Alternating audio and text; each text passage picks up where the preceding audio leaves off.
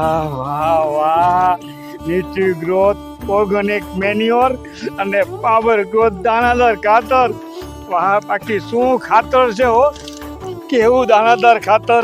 હા, નક્કી જમીન ફળદ્રુપ થશે હો આ ખાતરથી. એલા ઘનિયા, એ ઘણા, બોલો કાકા. આ જો કેવું ખાતર લઈ આવો. આ હરે કૃષ્ણ નું. એનો હા હું ગુડી આવ્યા છો. લે વિજુડો એ હું હરે કૃષ્ણ નું ન્યુટ્રી ગ્રોથ ઓર્ગેનિક મેન્યોર અને પાવર ગ્રોથ દાણાદાર ખાતર લેવું છું.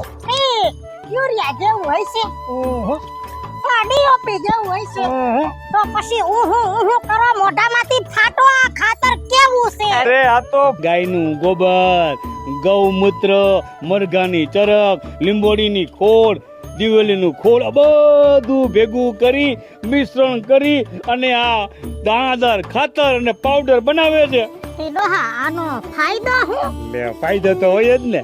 એ જમીનને ફળદ્રુપ બનાવે, જમીન ફળદ્રુપ થાય એટલે ઉપજ વધારે, ઉપજ વધી એટલે કાવડિયા આવે. એટલે કાવડિયા આવે એટલે છોકરાના લગન થઈ જાય એટલે ઘરમાં બહુ આવી જાય.